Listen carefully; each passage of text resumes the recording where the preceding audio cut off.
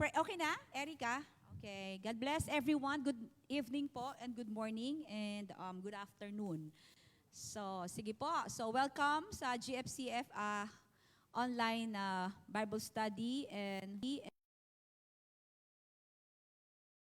and sa inyo pong lahat, syempre. Okay. O, bati na muna kayo. Good evening po. Ako na muna, Pastor. Magandang gabi po ulit sa inyong lahat. At alam ko po na excited na kayong makarinig uli ng ating mentoring, live mentoring today. So, thank you po. Salamat po.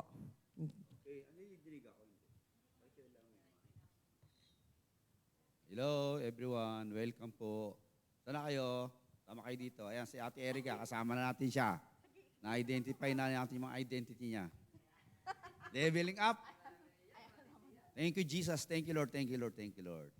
Amen.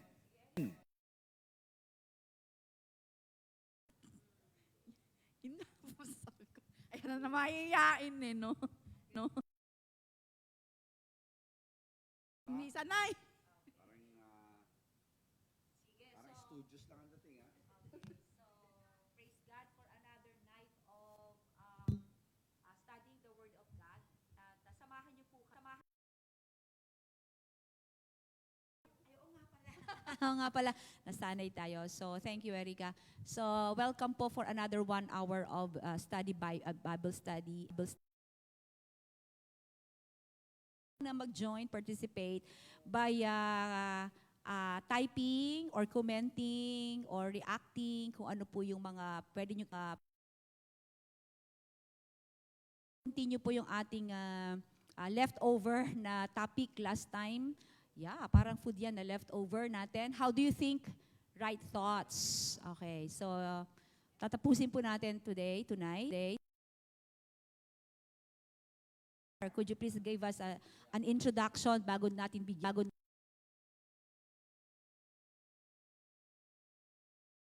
Yes, you po. Yeah, good evening po. Good evening. Okay, ang topic natin ngayon ay how do you think right thought? Paano mag-isip ng tamang isip? Na hindi makakapag-isip dahil walang isip at hindi naiisip. Characteristic of godliness is a good and Life. Yan daw ang isa sa katangian ng mabuti at may kabanalang buhay ay yung mag-isip ng malinis. What about how you think?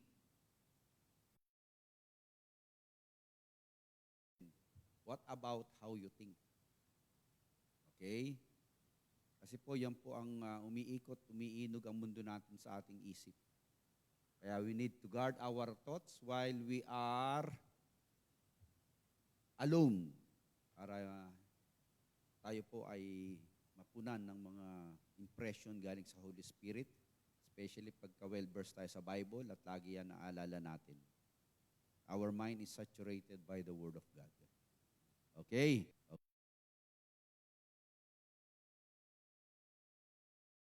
Disciple. And you know the truth will set you free. Knowledge is in the mind.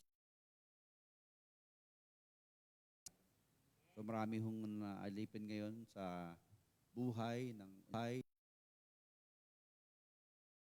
kaisipan na nagpapahirap at nagpapabagsak sa buhay ng maraming tao. Okay? Kaya kailangan natin ang kaisipan galing sa Espiritu ni Jesus at palagi tayong manahan doon. Holy, admirable,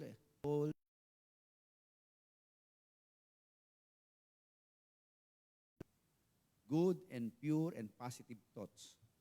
With Christ's help, you can control how you think. Kailangan natin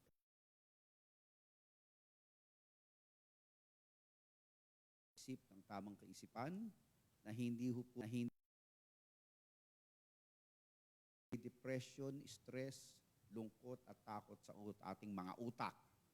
What the Bible says, that's what you should think. If God would say, I will be with you always, think of those things and those promises from promise. Katatakutan na yan sa puso. Amen? Amen. Pagiging mahiyain, sabi ng ni Paul kay Timothy, di ba? Hindi ka binigyan ng espiritu ng pagiging timid. At matatakot. O yun, spirit of love. Oh, galing ha. Ano pa? Faith, power and sound. Power mo sa isip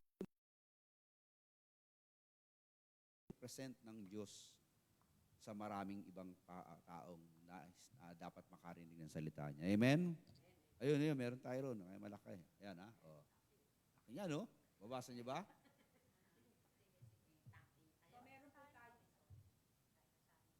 So meron po tayong material na ginagamit para maging guide natin, para mas organize.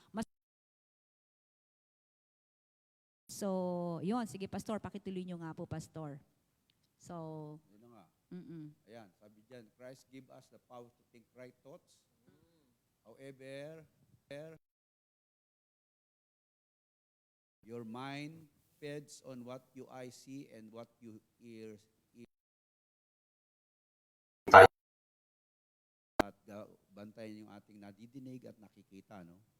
Feed your mind with if you feed your mind with negative, sensual, or unwholesome books, magazine, TV program, and so forth and so on, and social media, kasama na dyan, it will be hard for you to think right thoughts. Kaya watch out, watch what you feed your mind. Okay, praise the Lord, ha? Yan po yung ating man po yung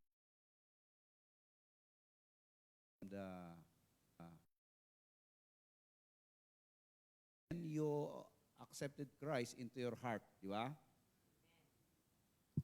He is with us. He is living with the person. Kaya yung kanyang Things. Nandun lagi kasi the Holy Spirit is working inside of him. Siya ng impressions and to compel that man or woman to think what Christ thinks. To think like God, ayan. Okay? Maliwanag ha? As you cooperate with Christ and are careful to feed your minds with your mind, pattern will change. Ayun, may pattern. Kaya alam natin ang pattern na as you cultivate a right debate and godly action more and more consistently.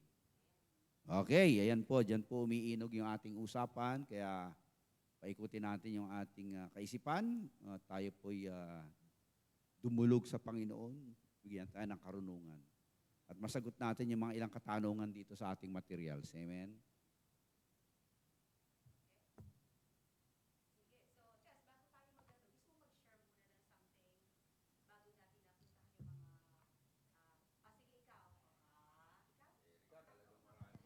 Oo nga pala, nagsasalita ako nang wala akong microphone.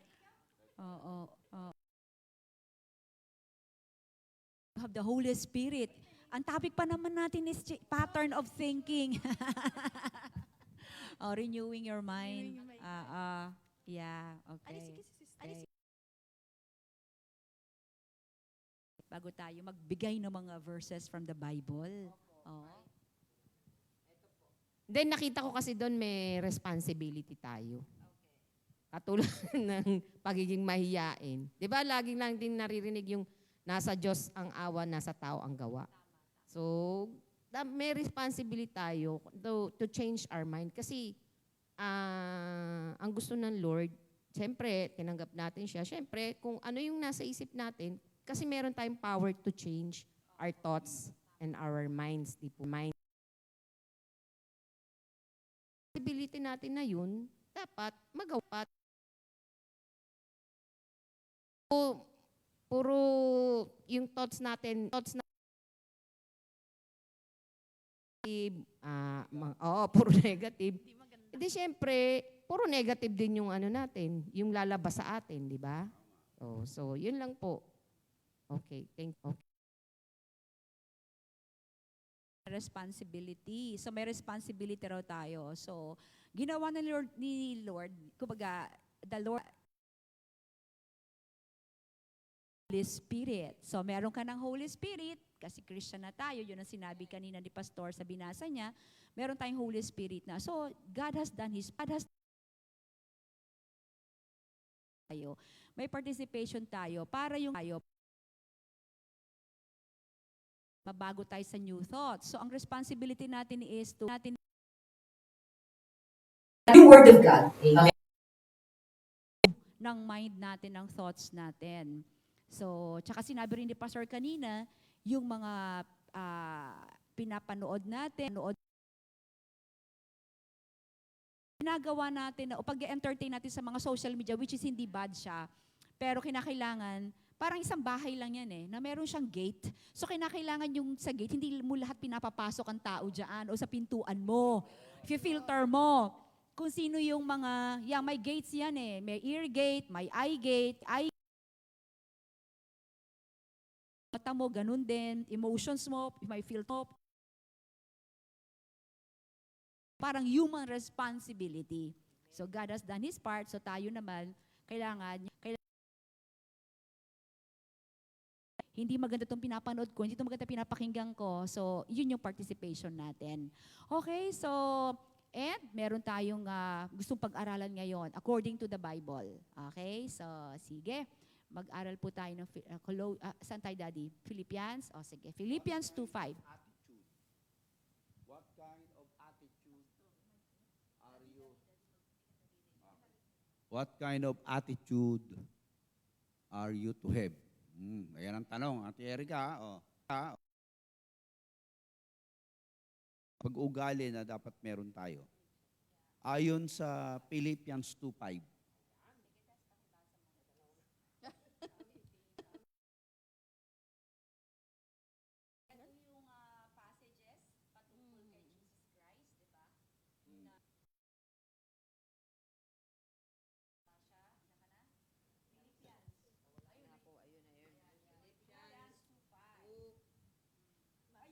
Kumusta po kayo? Kumusta po ang inyong thought patterns? Sabi po rito sa Philippians 2:5, in your relationships with one another, have the same mindset as Christ.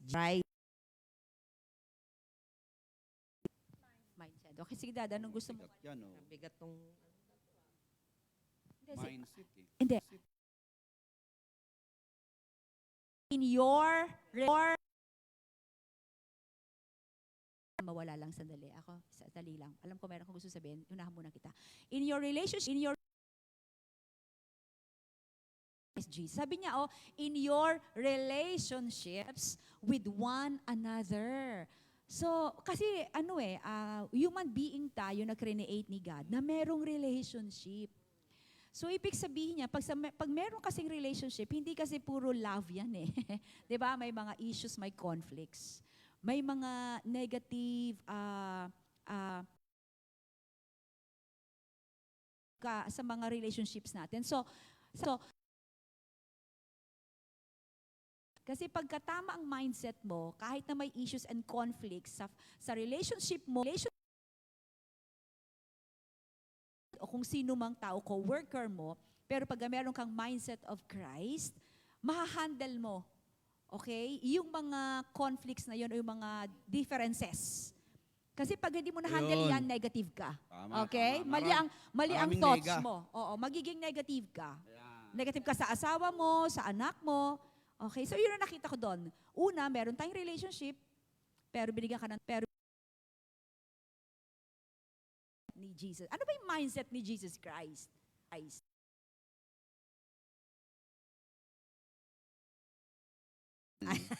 Yun lang. Negay. Perito, in your relationship with one another, have the same mindset as Christ. So paano mo tinitignan yung tao? Tinitignan mo ba sa pananaw ni Kristo o sa pananaw mo bilang tao, yung isang tao?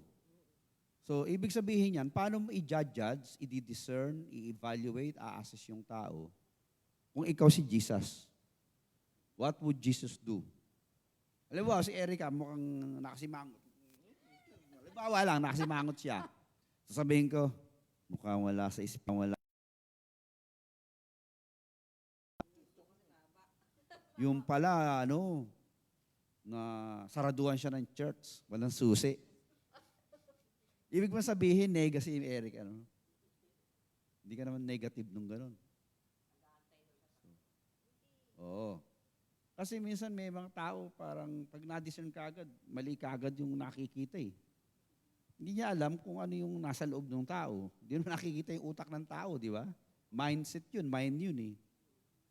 O how Jesus Christ would deal with people. Paano ba mag-deal si Jesus Christ pagka yung tao eh, para bang nalilito, natataranta, o na-encounter niya yung demonya. Legion. Marami kami. O di, rato yun. Doon sa mga taong nag-aano sa kanya, nag-aakusa sa kanya. Uy, hindi naghuhugas ng kamay itong mga alagad mo. Ano ba yan? Sinisira mo yung tradisyon ng ating kultura eh. Dapat naghuhugas kayo. Sabi naman ni Jesus Christ, nega na naman kayo. Kung pumapasok sa bibig, lumalabas din sa katawan yun. Ano po masama? Yung galing sa loob, yung maling sa loob. Nakikita niyo ba si Jesus? Sabi rito, have the same mindset as Christ. Yung babae naman, babatuhin. Sabi naman ni Jesus Christ, hindi naman kita kinukondem. Siya ng tubig. Pengin tubig. Wala mo lang sino itong humingi ng tubig sa'yo. Siya dito sa kanya kahihingi. Mga taong pasaway, mga taong may demonyo sa pag-iisip. Di ba? Iba siya. Iba lang siya. Wala siyang, hindi mo makita yung ano sa kanya eh. Yung condemning spirit sa judgmentalism eh. Bagkus grace, mercy, understanding, forgiving. Di ba? Yun ang mga ano niya eh, dating niya eh. Kaya sabi rito, sana all, di ba? Kaya nga, sabi ng Bible, we should be like Christ. O yun pa yung mga dealing niya sa tao. Eh, sabi niya kay Judas, hindi niya sinabi, Judas, uhudasin mo ako mamaya. Hindi niya sinabing gano'n, di ba? Alam niya naman niya yung manghuhudas yun, magbibitray yun. Sabi niya, ikaw hudas ka talaga. Maayos ka na rin sa harapan ko. Hindi naman niya ginanon di ba? Gawin mo na yung gagawin mo. Iba si Lord di ba? Sabi naman sa Pariseo. Yung mga sa Pariseo naman, kayo. Kayo ba, sabi ni Jesus Christ, nasan yung, bigyan niyo ako ng coins.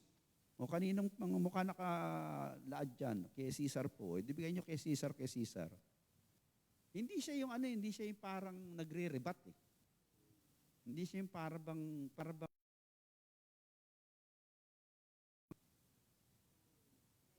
hindi siya hindi nega yung pasok niya, kundi reasonable na mag-iisip ka rin. Ang nakita At papakita niya na mali ka talaga. ang nakita ko doon, Pastor, pasukan lang kita. In the God siya, in the human form. Mga na-encounter niya nung nandito siya sa lupa is ginamitan niya ng wisdom. So, ganun din dapat tayo, no? Oo. So, kasi sa relationship, kailangan natin ng mindset na above. Ayan, Para alam natin kung paano natin i-handle. Kasi may lumapit sa kanya. Panginoon, paano ba makapasok sa heaven? Ito na yun, no? Bigay mo yung pera mo. Bahala na kayo. Lumayas, malungkot, di ba? Pero wala siyang doon. Hindi niya kinokondem yung lalaking yun. Hindi niya sinusumbatan. Hindi niya nasabihan ng pangit nung umalis. Hindi niya mahirap sa kamelyo pumasok sa butas ng karayom kaysa sa mayaman pumasok sa langit. So paano pasok ni Lord pagka may mga negang taong dumadating sa buhay niya? Di ba? Wisdom yun, di ba? Oo. At saka isa pa, Mami, lagi siyang may compassion. Yun ang lagi niyang hindi siya yung, Ang wisdom, compassion. compassion. Lagi siyang tsaka, very talaga si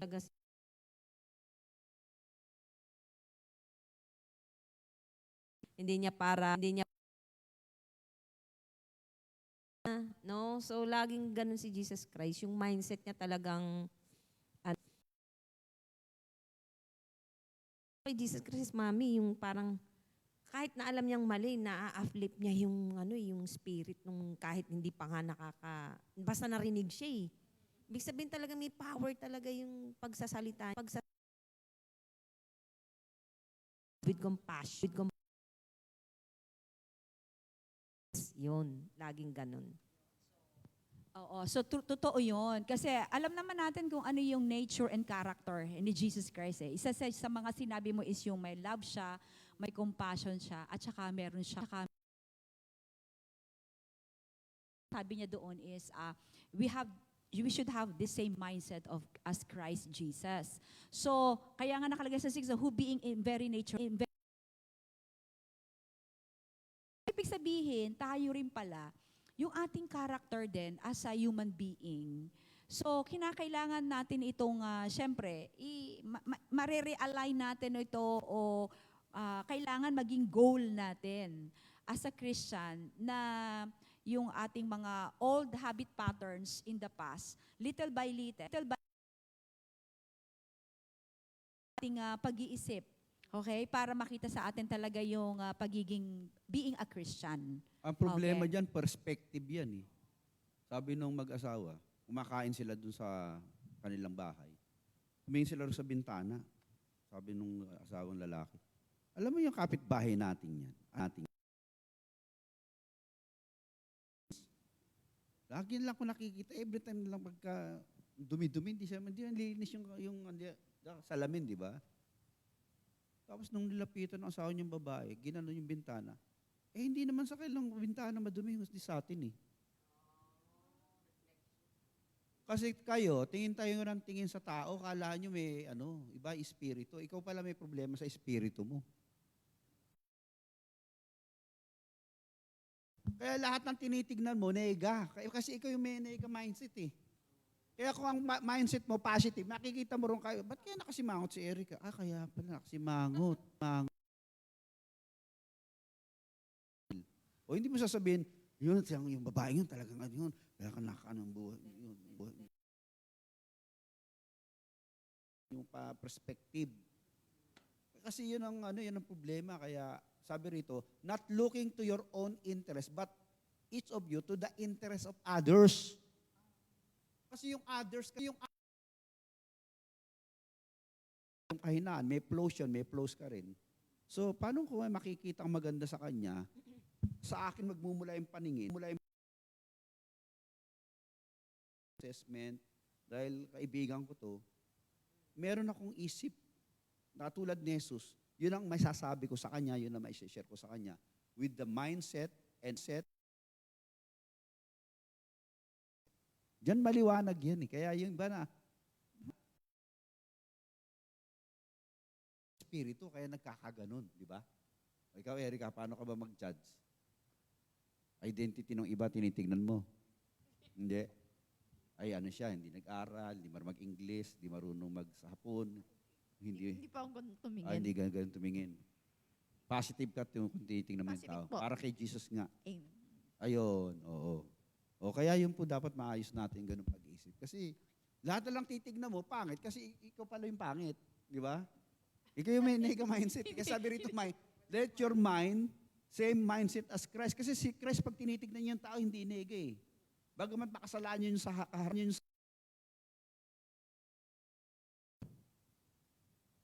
Sumunod naman yung Pedro, kasi sinabi niya ho eh. Di ba?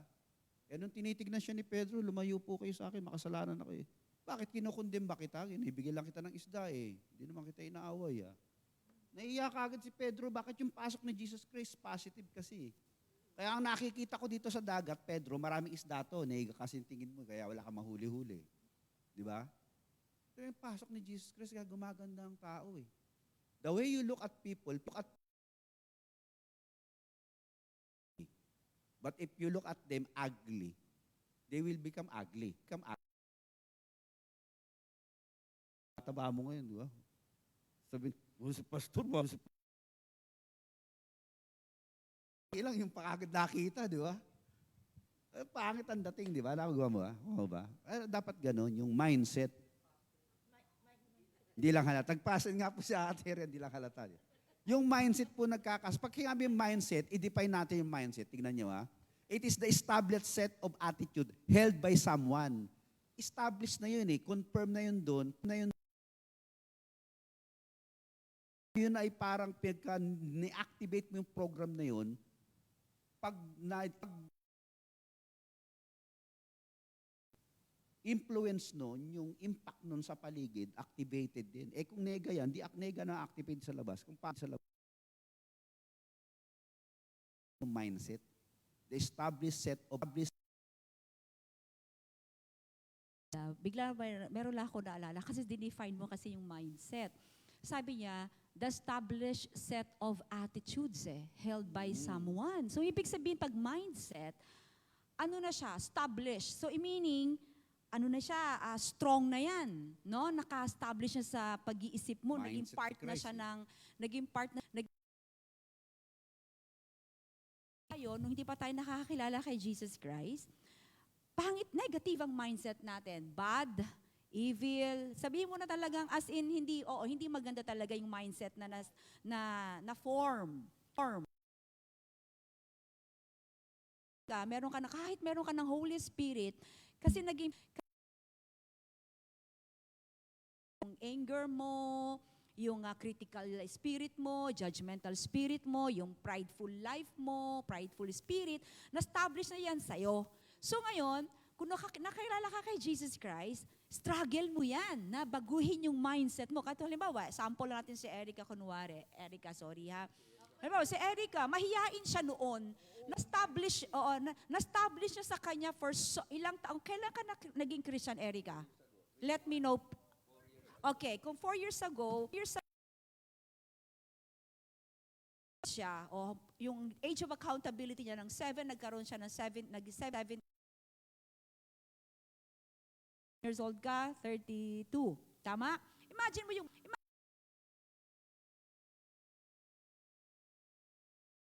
kaya yan, nakakaya magsalita sa tao, so many years. Kaya hanggang ngayon, dala mo pa rin siya na kahit, pero little by little, na nabubuwag. Ano ba yung nabubuwag? Nadidismantle, nade-deprogram na yon. So, ang point ko dito is mayroon tayong verse sa book of, I think, Corinthians, yung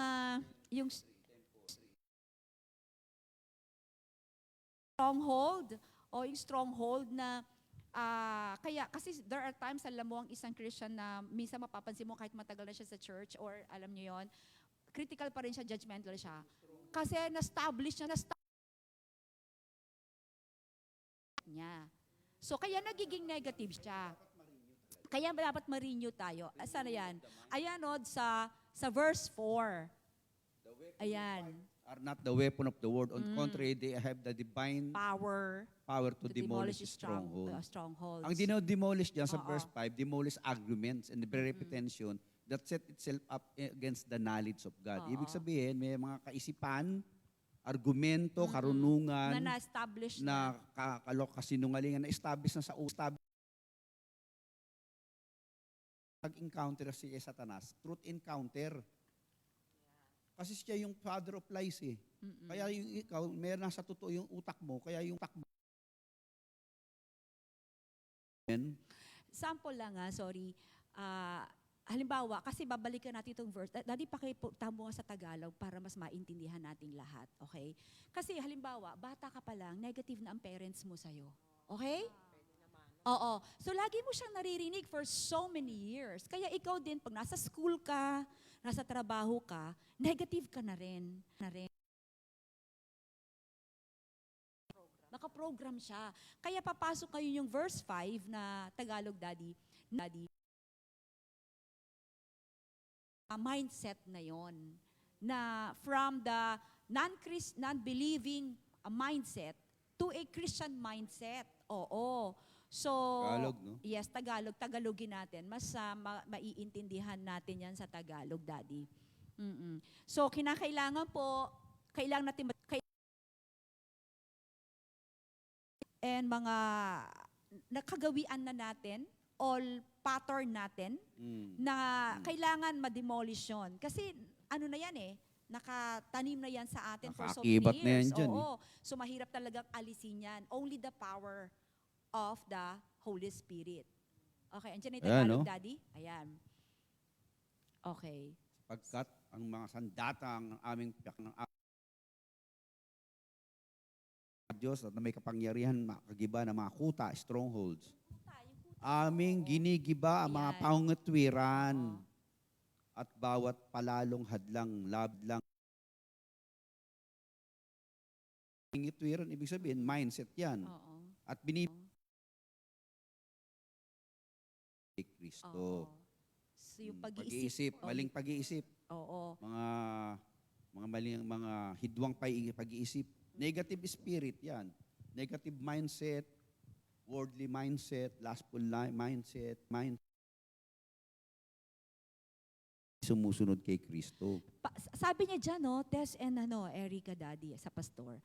Sabi niya dyan, meron tayong kapangyarihan sa verse 4, okay? Para i-demolish yung mindset natin na pangit, yung negative natin. Any kind of negative na meron tayo. Tapos nakalagay dito sa verse 6, sabi niya, ginigiba yaw. Sige, gibain natin yan. Paano? At paano mo siya, ano mga 6. doon? Okay. Sabi, tip upang sumunod kay Kristo. So, ibig sabihin, kinakailangan yung every thought natin, na mga negative na yan, kung ano man yan, kinakailangan isubmit natin siya dun sa pagsunod natin sa ating Diyos. Struggle mo yan Pero kinakailangan, kasi meron kang Holy Spirit, so, dyan papasok kayo yung power of God. Para yung lahat ng mga mindset na hindi tama nabuo sa atin, established for so many years, madede-program natin yan little by God, as we obey God. Ayon. So, ang ginigiba dyan yung mga Oo. pangatwiran, no? Mga palalong hadlang laban sa karunungan ng Diyos. Knowledge of God. Anong sinasabi doon sa verse 6? Handang parusahan ang bawat pagsuway kapag ang inyong pagsunod ay ganap na. In other words, yung utak mo pag hindi pa submitted sa mindset ni Jesus Christ, mahirap pasunurin yung mga pasaway. No? Kasi ikaw mismo pasaway. Parang saway. Ang bawat pagsuway kapag ang iyong pagsunod ay ganap na.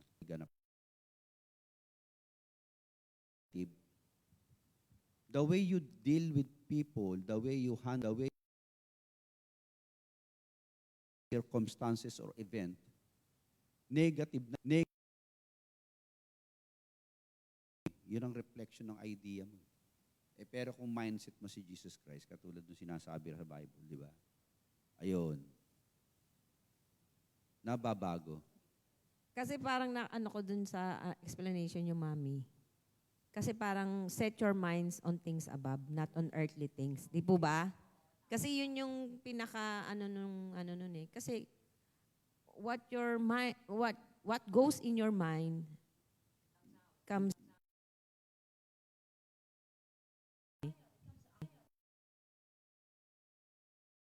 pagka yung mindset mo talaga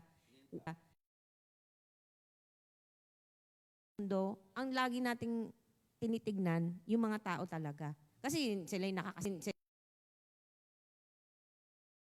yung mind natin talagang, siyempre, gusto mo ng heavenly, di ba?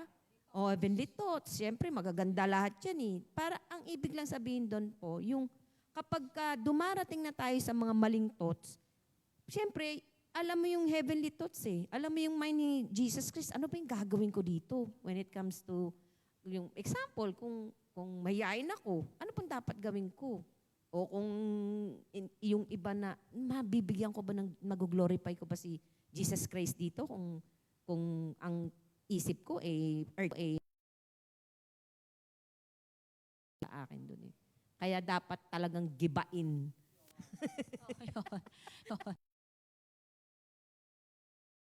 Siya gigibain. Ayan. So yung sinabi nating kanina verse sa 2 Timothy 1:7, di ba? Oo. But power and love and sound mind. So pag meron ka ng negative thought, ang pinaka-remedy lang nun is, lagi naman nating alam, it's the word of God. Oo. So normal naman na maka-entertain ka na, mahihiyain ako, wala akong kayang gawin, ko. So you go back to the word of God. So para yun ang mag-i-erase nung mga thoughts na pumapasok sa'yo na hindi tama. Mami, may example ako, Pastor. Sige. Kasi dati, wala akong alam sa Word of God. Kapag may mga ganitong wala akong masabi. Ang nasa isip ko, Mami, is yung alam ko lang dito sa earth. Kali yung thoughts ko about doon, wala akong may share, wala akong mali pala yung mga sinishare ko na hindi pala, opinion yun, exactly. Experience mo. Pero pagdating sa heavenly thoughts, wala akong ganun. Why? Kasi wala akong alam sa Bible eh. So doon talaga tayo magdi-deal, doon talaga sa Bible. Kasi binigyan tayo ng Lord para magkaroon ng di ba? So doon po sa akin, ma'am. Course natin para constant transformation and renewing of mind. And then yung goal natin is to really have the mindset of Christ. Okay? So,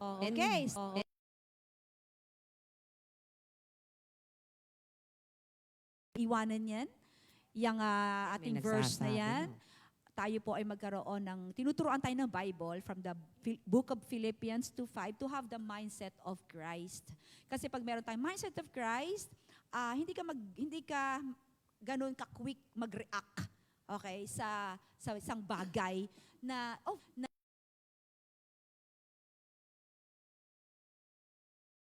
circumstances, na sa pamilya, sa trabaho, kahit saan. So ngayon, kung meron ka ng mindset of Christ, so natitrain yung mind mo, paano ka mag-respond sa susunod? How are you going to respond? Kung ngayon, natutunan na iririnig mo ito, so later on, pag meron ka na-encounter, correctly and properly doon sa sitwasyon na yon. So, hindi ka na nega. Halimbawa, sa susunod, nahiya po ako. Hindi ka na ganun. Hindi. Lord, I can do all things. Okay? Okay?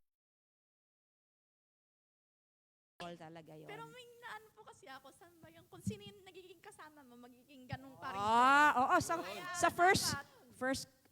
first Corinthians or meron din sa 1 Corinthians 15. Yung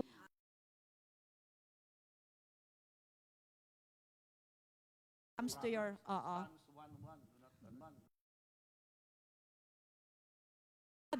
go with wise and you will be wiser. Yon. O go with the wise. So you will be wiser. So yun ang kailangan. Kaya pala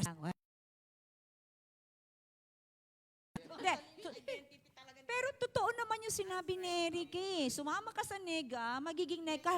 Kahit hindi ka nega, nagiging negative ka. Kasi na-adapt mo yung spirit nila eh. Okay? Hindi naman dapat tayo Grabe. Parang si Jesus Christ Grabe, lang. light insult Ang dami niya nang alam. Bible, Erica, in fairness, by God's grace. Nako-connect mo na rin yung mga pinag-uusapan natin. Word of God. Aralan, having the mindset of Christ. Okay, pagiging responding to a negative circumstance. Tsaka kung ano yung laging nafe-feed mo sa mind mo, katulad ng pagka pupunta tayo sa church, nakakarinig tayo. Kasi kung ano yung laging kinakain mo, di ba? Yun din yung lumalabas sa bibig mo. No? Parang word of God, kinakain mo yan eh. Hindi man physical, pero spiritual. Yung spirit mo is very lively. Di ba? Tama. Tungkol sinabi mo, parang ganito lang yan eh. Pag ito wala pong offense, pag malaki ka sa carbs to, mataas sa calories, 'di ba? Ganun 'yun eh. Pero pagka maganda yung ano mo, yung glow ng skin mo, talagang healthy to. Ibig sabihin ganun din sa spirito natin.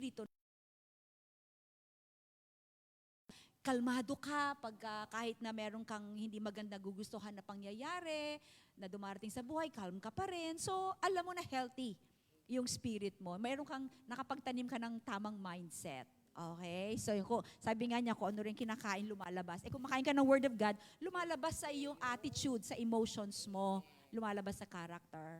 Okay? Okay? Para magkaroon ng mindset of Jesus Christ. Okay? Okay, so Colossians na tayo? Colossians na ba? Wala pa naman silang mga tanong. Nagbabaw. Okay. So, may gusto ka pa sabihin, Pastor, para sa Philippians 2:5?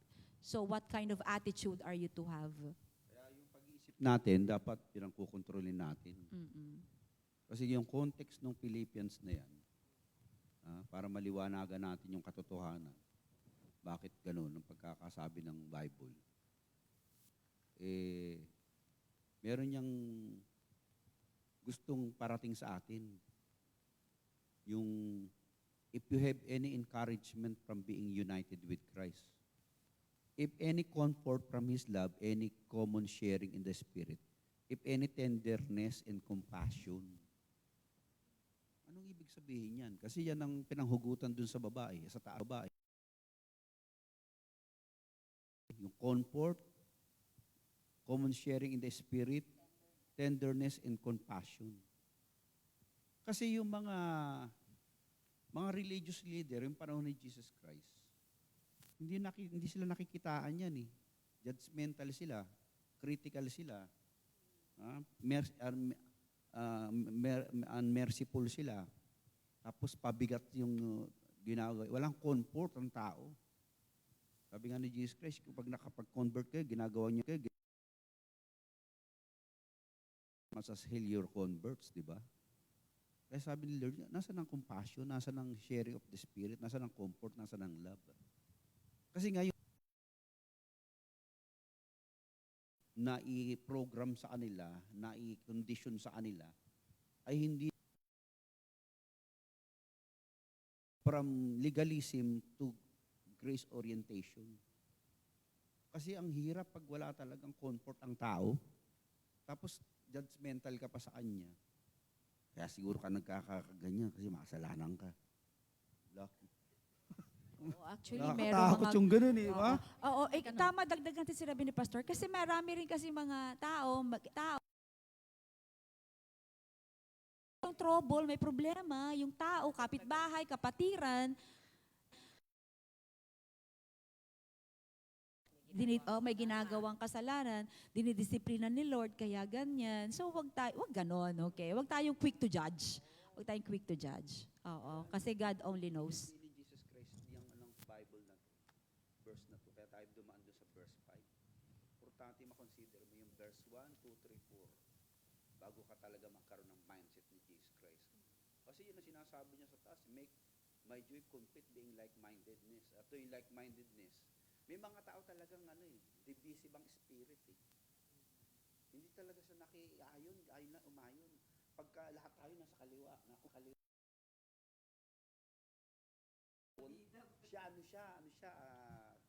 kikiam siya. ayaw. Merong iba yung utak niya, being like-minded. Kasi nga one faith, one baptism, one Lord, one faith, di ba? Oo, meron silang ibang agenda sa ministry o sa Christian life. Di ba? Kaya mahirap yung ganun. Importante dapat tayo ay mayroong pagkakaisa. Having same love, one in spirit and one mind. Importante kasi mahirap naglakad yung dalawa pag hindi nagkakaisa ang utak nila. How to walk together unless they agree? Amos 3:3, di ba? Kaya yung kaisipan ng Kristo talagang nandun sa verse 1 to 4 eh. This relational lang tao eh. Yan pa may yung selfish ambition, vain conceit, di ba? Walang humility, tapos yung binavalue yung sarili kaysa sa iba. tinitingnan sariling interest, hindi interest ng iba. So ito lahat learning ko doon sa paano magkaroon. Sorry, Dad. Siguro i-ano natin, ano ba to? I-opposite natin yung mga adjectives, no, na dinescribe kanina. Tingnan mo, so therefore, if you have any encouragement from being united with Christ, if any comfort from His love, so kasi sinabi mo yung love, yung tenderness, yung compassion, i-opposite mo lahat yan. Di ba? Pag in-opposite mo yan, yung hate, with no compassion, unmerciful, mga selfish, mga conceited. So, yan yung na-establish na program na sa atin. Yan ang gusto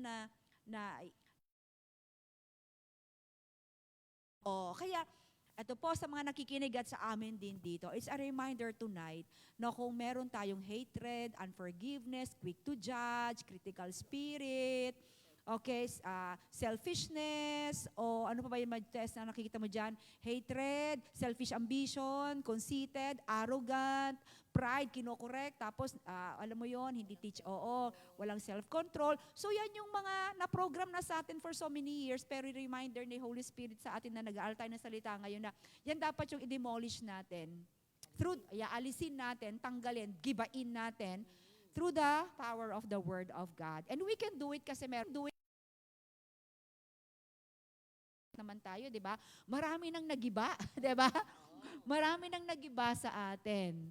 Okay? Kayo po, ano na po yung attitude nyo? Dati, ano yung thought pattern ninyo na nagiba na sa inyo o natanggal na? Alam nyo sa sarili nyo na medyo yung percentage nun ay bumaba na. Right? Sige, magtanong muna tayo. Para naman meron tayong testimony. Erica, meron na bang something sa'yo, Erica? Na ano dati yung attitude mo na sa tingin mo medyo na bago na ngayon? Na yung thought pattern mo na yon. Aside from pagiging negative mo,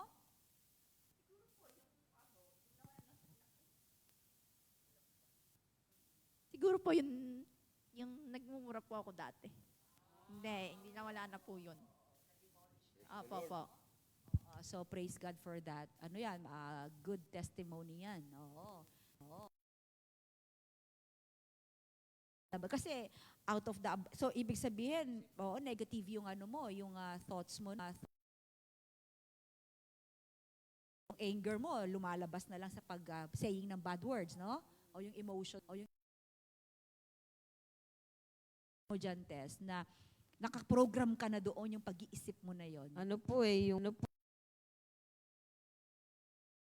po yung talagang grabing hindi ko siya mapigilan. Pero process naman po, pero sa biyaya ng Lord kung 1%, nasa 2% na yata ako. So, mahirap man, pero ganun talaga kailangan, kung na-program siya, at tulad ng sinasabi dito na, kailangan talaga, gibain mo siya. Di po ba? Talagang pag hindi mo ginigiba, talagang mawala ka talaga lagi ng self-control. Pero glory to God. Giba lang ng giba, wala namang binibuild up, di ba? So, the moment you are tearing down the strongholds, negative strongholds, start building up naman the positive stronghold from the Word of God. Para dapat, kung may tinatanggal, dapat ipinapalit na maayos. Iba tinatanggal, wala nang pinalit. Sorry, Pastor. Ako kasi, sabi mo, meron ka tear down, meron ka demolish, kailangan meron ka i-build up. So kasi ako naman, ang sa akin naman kasi, ang isang stronghold na nakaprogram na sa akin is talaga yung I am a warrior person. Yon. Nag-worry ako talaga before I got born again. So ngayon, when I started reading the Bible, nakikita ko yung promises of God. So yun ang binild ko, yung Word of God, of God. So tama yung sabi ni Pastor, pag meron ka dinidemolish, may ginigiba ka, may tiba pattern sa buhay mo for so many years na gusto mong giba,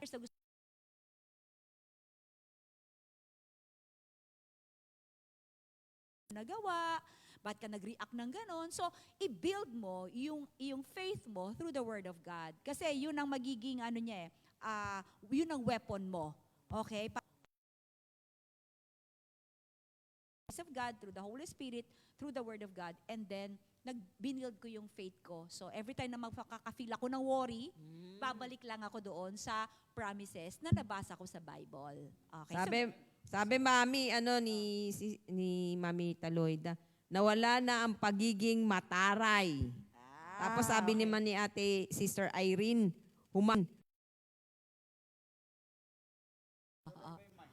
Naiba yung mindset. Praise God for that. Salamat po sa inyong mga comments po ninyo.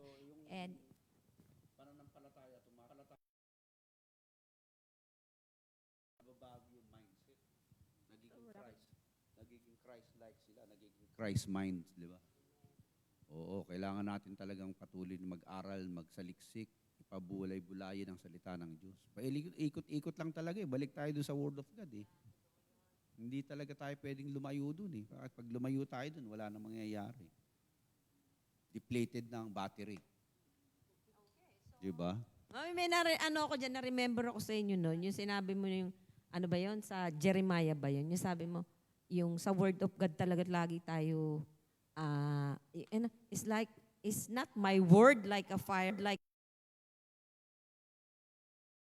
to pieces. Yun po ba yun? tama yun, No. Jeremiah. Talagang pagdating sa yun talagang mag-ano sa atin, Oo. Word of God Sa pa rin. Word of God. So sabi niya it's like a fire, okay? So lahat ng mga thoughts natin na sinusunog ng Lord. Lord, sunugin mo nga ito. Tapos it's like a hammer, palakol? Di, Mami. Martilyo. It's like a so ipamartilyo natin yung mga yon. So actually mahirap eh. Kasi sa totoo lang, naging parte na talaga siya ng ang tao na bakit yan ang attitude niya, bakit ang dali niya magalit, bakit ganyan pa rin ang way of life niya, yung lumalabas pa rin sa bibig niya. Kasi nga, it's naging part na ng niya yon, ng kanyang system for so many years na he needs the Word of God para ma-break niya yung lahat ng yon. So ngayong gabi, marami tayong papasunog kay Lord, marami tayong papamartilyo.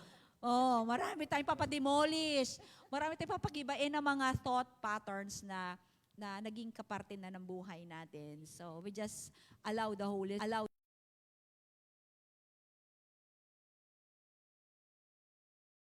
Okay. Yung ating question number 2 natin. O sige, punta na tayo sa question number. Meron pa naman tayong 7 minutes eh. Sige, puntahan natin yung question number 2 natin. Sige. Si kung sino na dyan, pakibasa na lang. Yan. Okay. Okay. So, basahin natin ito sa Colossians chapter 3 verses 1 to 5. Okay. Sige, Colossians. Okay, 3. Diyan na kayo? Sige, pakibasa, Tess. Set your hearts on things above, where Christ is seated at the right hand of God. Number 2, verse 2, set your minds on things above, not on earthly things. Christ in God. For when Christ, who is your life, appears, then you also will appear with Him in glory. Glory to God. Put to death, therefore, whatever belongs to your earthly nature, sexual, immorality, impurity, lust, evil desires, and greed, which is idolatry. Lahat pala to idolatry, Mami. Oo. So, thank you, Tess. Ang ating, yan po ay sa Colossians 3 verses 3. What sort of things should you set your mind upon? So, sa Tagalog nito ay, anong mga bagay daw? Tama? What sort of things? Na ano Tagalog nito? Should you set? Should you set? Ayun na pala yun. Itatalaga mo Talaga, ang iyong yun. pag-iisip. Okay, so tingnan natin. Ayan na, sige, basahin natin yung verse natin. So, 1 natin. And you have been raised with Christ. Ayan o, set your hearts on things above. Okay. Okay, so nakalagay doon, pakibaba mo nga ng konti, Pastor. I mean, yung taas pala siya. Ayan. Kasi since you have been raised with Christ, pag sabi mong you have been raised with Christ, tayo ngayon ay, syempre, alam natin na we are already Christian. Okay? So, nung nabaptize tayo, yung the old has gone and the new has come. New creation na tayo. So ngayon, as a new creation, niya dyan is, you should be setting your heart on things above. So, ang things above naman yan, alam mo naman natin kung ano yung mga bagay na yan. Yung Heavenly sinabi mo, things. yung Heavenly. sinabi mo kanina, Tess, na mga heavenly things. Okay?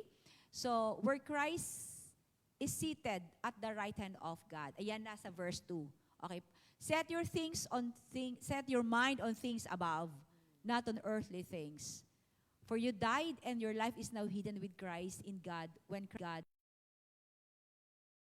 Then you will also appear natin i-set o itutuon.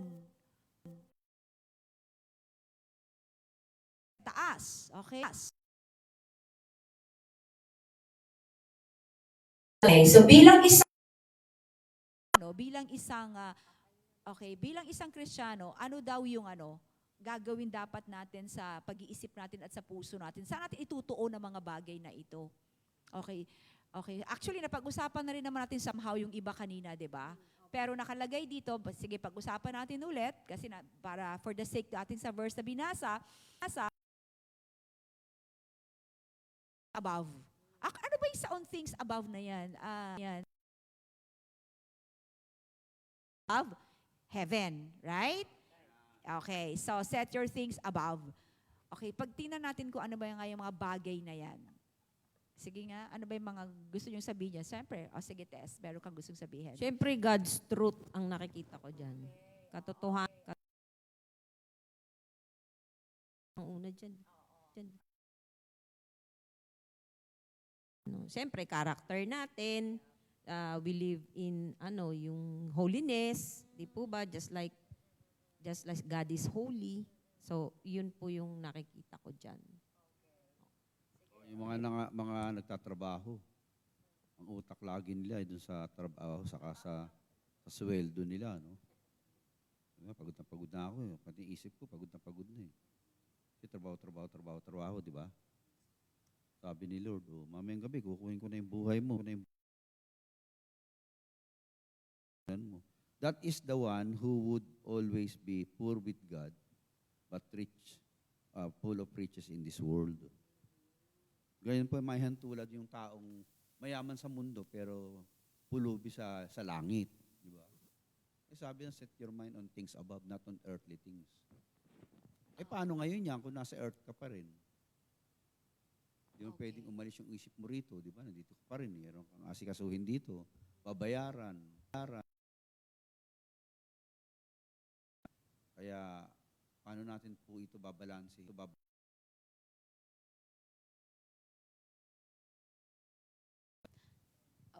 Okay.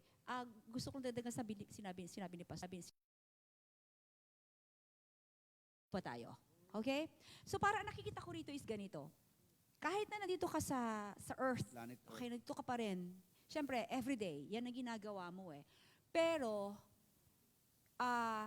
kahit anong sitwasyon mo, let's say, especially pag may mga negative circumstance ka, magre-react ka na, magagalit ka, meron ka mga problema nga na-encounter, kinakailangan, alam mo kung paano mo i-apply yung mga spiritual things na para ma-overcome mo yung present situation mo. Sa mundo na hindi maganda yung mga nangyari sa buhay mo, pero dapat, okay, si Lord pa rin ang may... Kasi set your mind on things above eh. Okay, si Lord pa rin ang may control. Okay, pasaway mga anak ko. Okay, mababago din yan. Kasi God is a... So, ibig sabihin, sa lahat ng sitwasyon ng buhay mo, pera man yan, di ba? you're on earth, meron ka problema sa pera, pero nakaset ang mind mo sa heavenly things na, oh, God is my provider. God supplies my needs. Kung paano niya provide kay Abraham, yung ram para kay Isaac, yes, you're still living here on earth. Is na na-encounter mo dito sa lupang ito, pero pag alam mo yung Word of God, kaya mo siyang i-cover ng promises o mga bagay na alam mo na para ma-lessen. So bottom line is, kahit anong sitwasyon nangyayari sa buhay mo, kailangan okay Lord, alam ko ikaw pa rin ang may control, sovereign ka. So lahat ng nangyayari sa buhay ko ngayon, okay, alam ko may ginagawa ka. So ibig sabihin, hindi ka na magiging negative doon. Naging negative ka for 1 minute, for 2 minutes, pero isinet mo yung mind mo sa mga promises ni Lord sa buhay mo at kung anong kaya niya gawin sa buhay mo. So I believe, yun ang magpapalesen ng pagiging negative person mo sa mga nangyayari dito sa mundong ito. Okay, so yun. So it's already 8 o'clock. Hindi na natin na okay. Ng pag-iisip. Pag ang ating pag-iisip ay nakatulad ni Jesus, yung ating mga values, decisions, ating mga actuations, and dealings with other people, nagiging maayos. Maging kaisipan natin ay katulad ni Lord. Lord. Pakinig, continue to think like Christ. In order for you to have a mind like Christ, saturate your mind with the Word of God. Amen? Amen. Maraming salamat po sa inyong Okay. pakikinig at I hope Okay. nakadagdagan na naman tayo ng ilang mga Daddy, kahit 1 minute kasi baka huling pumasok yung iba, di nila nakuha masyado yung ating naging napag-usapan. Sige, i-summarize. Sige, sinamarize mo na. Sige, mo na. Yes, okay, please close. In Amen. prayer, Dad, Pastor, nag-pray. Salamat, Panginoon. At we should have the mind of Christ so that we may be able to project the real image of Christ in our lives. Let our light shine before men that they may see our good life, good thinking, because good thinking will always result to a good living.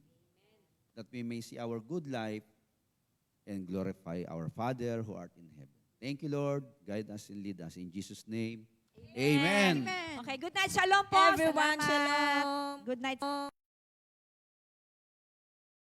Salamat Okay. po. Good night, Salamat everybody. po. God bless. Good night. See you on Praise Sunday. the Lord. Praise the Lord.